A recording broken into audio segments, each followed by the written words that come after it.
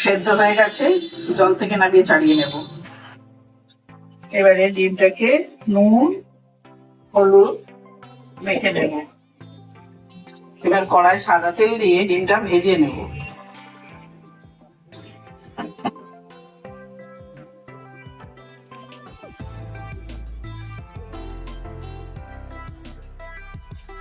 এইভাবে এতটা ভাজা হয়ে গেলে এবারে তুলে নেব।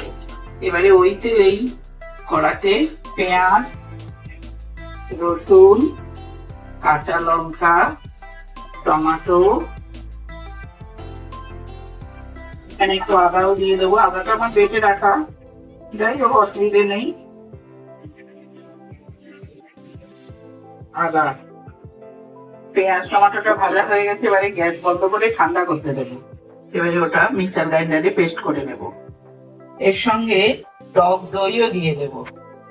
এটা পুরোপুরি পেস্ট হয়ে গেছে। এবারে ওই কড়াইতেই আমি তেল আর সাদা তেল আর ঘি দিয়ে দিলাম। এখন ওটা গরম হয়ে গেছে, ওই রোস্ট করা মশলাটা দিয়ে নিচ্ছি। পেস্ট করে নিয়েছি ওটা। এখন এখানে একটু ওই গরম মশলা গুঁড়ো, শাহি গরম মশলার গুঁড়ো দিলাম। আর দেবো খুব সামান্য কাশ্মীরি রেড চিলি পাউডার। এখানে দেবো পরিমাণ মতো নুন। এবারে দেব কাজু বাটা,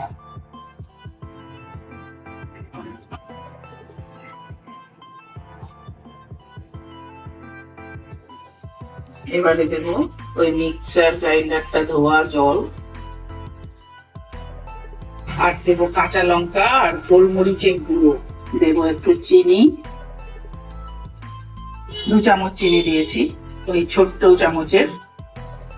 এবারে দিয়ে দেব ডিমগুলো।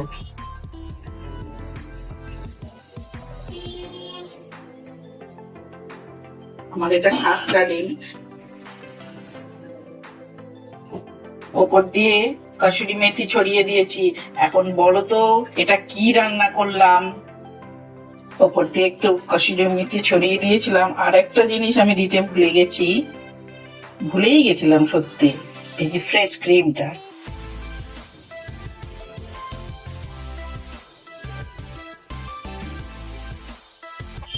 কমপ্লিট আমার এটা রান্না।